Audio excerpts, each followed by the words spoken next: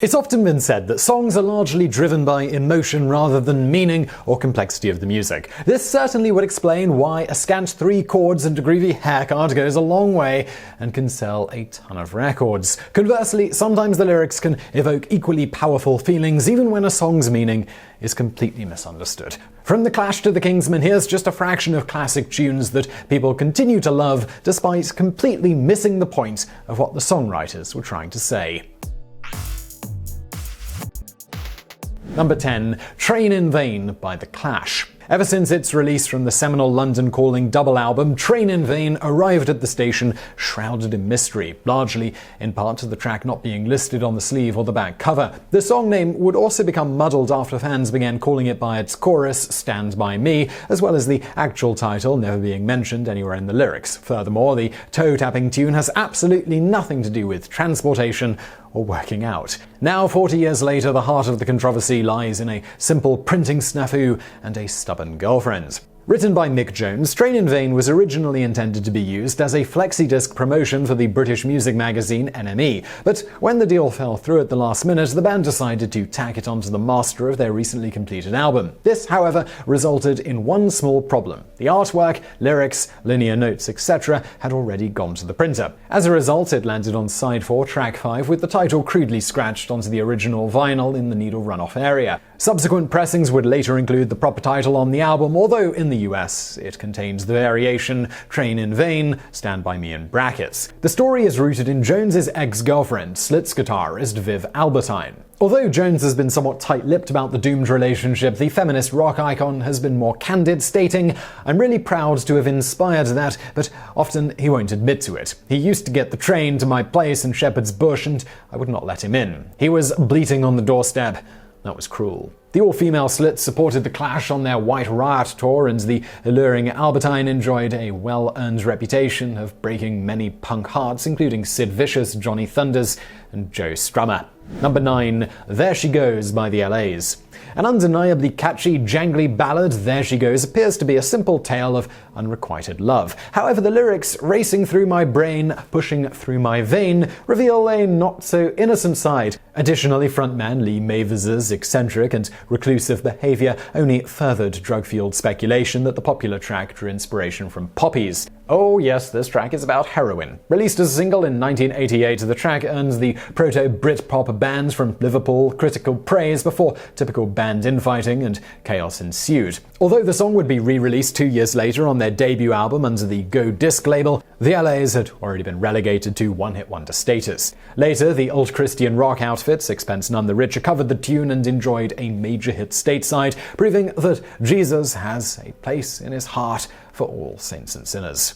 Number 8. Fire and Rain by James Taylor. This one's also about smack. Sorry. Taylor wrote Fire and Rain as a deeply personal reflection of life's bumpy road, capturing all of its twists and turns and pains and joys. This is a remarkable feat considering he was only 20 years old at the time he wrote the song. From the second album, Sweet Baby James, the song's structure unfolds like a 3-act play with a beginning, a middle, and an end. Taylor explains in a 1972 interview with Rolling Stone, "Fire and Rain has 3 verses. The first verse is about my reactions to the death of a friend. The second verse is about my arrival in this country, with a monkey on my back, and there Jesus is an expression of my desperation in trying to get through the time when my body was aching and the time was at hand when I had to do it. And the third verse of that song refers to my recuperation in Austin Riggs psychiatric facility, which lasted about 5 months." The end result earns the young singer-songwriter a multi-platinum record and a career that remains strong over 5 decades later. But the monkey on his back would become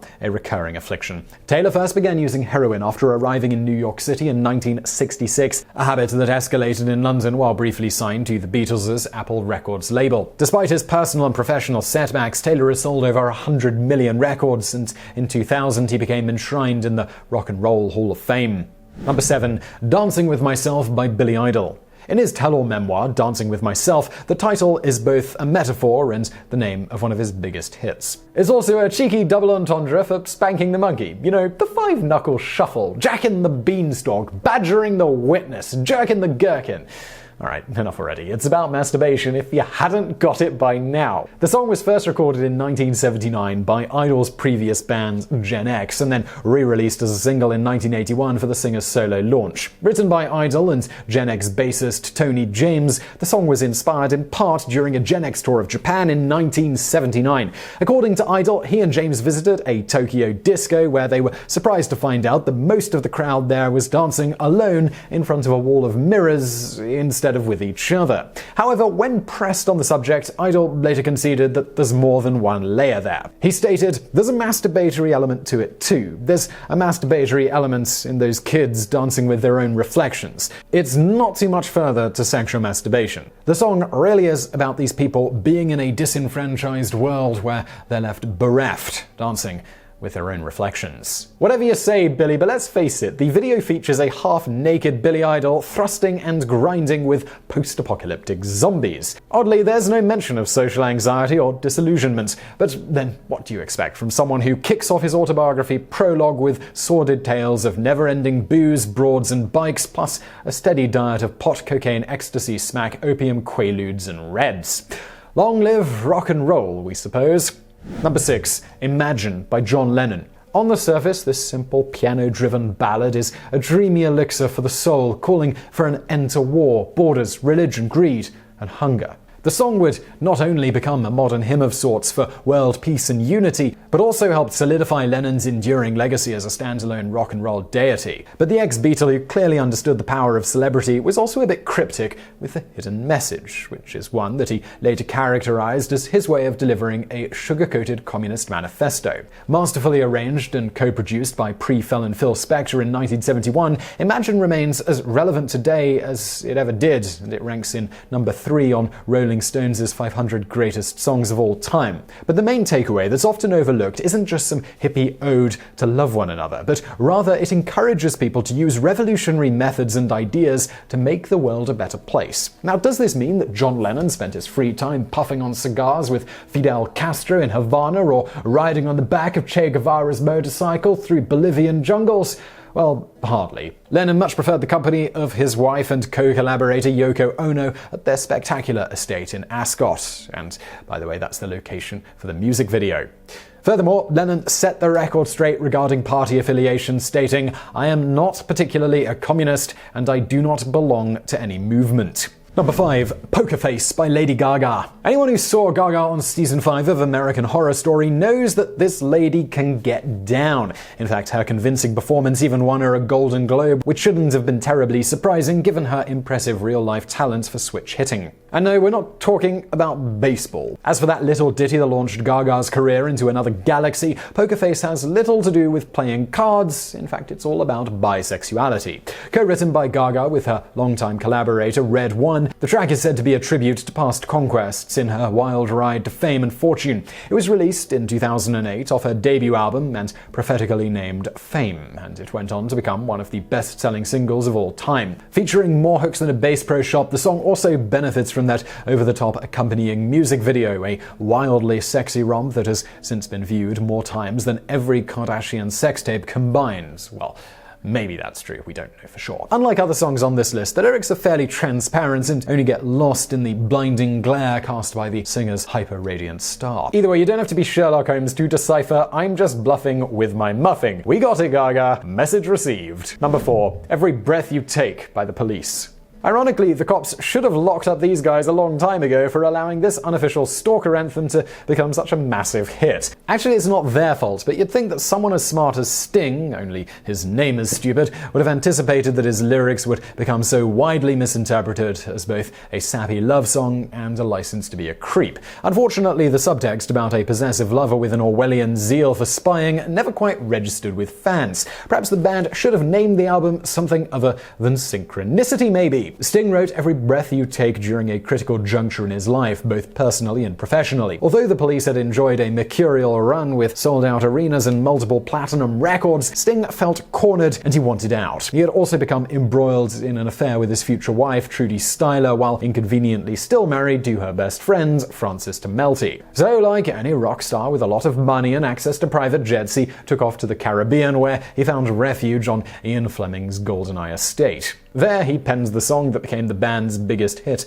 and he won the 1983 Grammy for Song of the Year. In a 1993 interview, Sting explains the inspiration. "I woke up in the middle of the night with that line in my head, sat down at the piano, and had written it in half an hour. The tune itself is generic, an aggregate of hundreds of others, but the words are interesting. It sounds like a comforting love song. I didn't realize at the time how sinister it is. I was thinking of Big Brother, surveillance, and control." Number 3. Death or Glory, The Clash.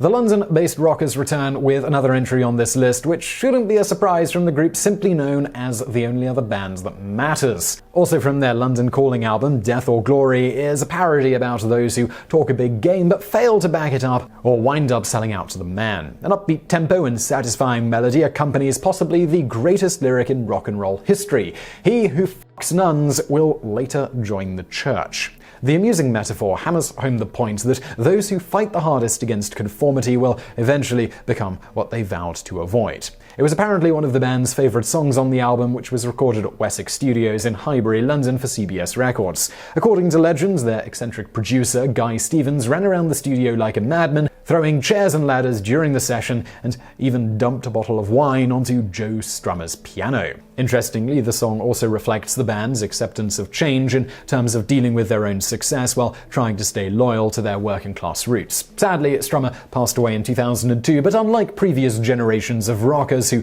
pledged to die before they got old, this frontman, he actually did it. Number 2. Born in the U.S.A. by Bruce Springsteen. Although many still believe this 1984 mega-hit reflects America's ass-kicking greatness, the true meaning tells a rather different story. The easy-to-remember chorus, coupled with Springsteen's trademark gravelly blue-collar vocals, practically screams baseball, hot dogs, and apple pie. The Boss, however, wrote it as a scathing indictment of the U.S. military-industrial complex and the debacle that was the Vietnam War. Nonetheless, beginning with Ronald Reagan, politicians continue to misuse the song as a propaganda tool on the campaign trail. Perhaps taking time to actually listen to the lyrics, or better yet, having the words explained to them by the man himself, would help to clarify the matter. The Boss stated, "When you think about all the young men and women that died in Vietnam and how many died since they've been back, surviving the war and coming back and not surviving, you have to think that at the time the country took advantage of their selflessness. There was a moment when they were just really generous with their lives." In Born in the U.S.A., Springsteen pays a specific homage to the hell experienced at Hai Sing, where in 1968 a U.S. Marine garrison bravely withstood 77 days of relentless bombing in one of the longest and bloodiest battles of the war. Fittingly for our purpose, Springsteen once called Born in the U.S.A. the most misunderstood song since Louie Louie. And number 1, Louie Louie by the Kingsmen. No list of misunderstood songs would be complete without including that 1963 golden oldie Louie Louie by the Kingsmen. Featuring mostly indecipherable lyrics, it would eventually become one of the most recorded songs in history, with well over 1,000 versions ranging from Barry White to Motorhead. But the bizarre serpentine path that led to the rock and roll pantheon is as murky as the garbled vocals laid down in one take by an obscure teenage garage band from Portland, Oregon. In an equally strange, ironic twist, golden-voiced Harry Belafonte deserves some credit for the song's wild odyssey. After all, his 1956 chart-topping album Calypso would inspire a doo-wop singer in LA named Richard Berry to hastily write down the original Louie Louie lyrics on a roll of toilet paper. In 1957, Berry and his band, the Pharaohs, recorded the track about a Jamaican sailor yearning for a girl as he laments to a bartender named Louie. Although the song enjoyed decent regional airplay, Berry sold the rights a few years later for $750 to help pay for his wedding. Don't worry though, he would be justly compensated many years later. Then, in 1961, a singer in the Pacific Northwest named Rocking Robin Roberts covered the tune with his band, the Wailers, and that's when the Kingsmen finally enter the picture. Childhood school friends and bandmates Lynn Easton and Jack Fry had heard Roberts' version playing on local jukeboxes around town and decided to try and record their own. And so, on April 6, 1963, after coughing up $50 to pay for a quickie studio session, the boys walked into Northwest Ink Recording and a date with infamy. The small studio had been set up for an instrumental arrangement only, forcing Eli to get up on his toes to be heard by a microphone dangling from the ceiling. Adding to the difficulty, he also wore braces at the time, producing his soon-to-be legendary mumbled words. By October that year, the single had raced up the charts, fueled largely by the raw sound and its perceived obscene message. The single was banned by several radio stations and declared indecent by the governor of Indiana, and later investigated by the FBI. Eventually, the boys from Bridgetown would only be found guilty of poor enunciation, as well as Fry botching the third verse 2 bars too soon, but no charges were ever filed. It should be noted, however, that Easton can be heard yelling "fuck" at the 54-second mark after dropping his drumstick. So I really hope you found that video interesting. If you did, please do give us a thumbs up below, and don't forget to subscribe. Brand new videos just like this every day of the week. And if you're looking for something else to watch right now, why not check out my other channel called Biographics? We do biographies of notable people from the present day as well as history. We've got one on John Lennon you might want to check out, so check out that channel. There's a link below. And as always, thank you for watching.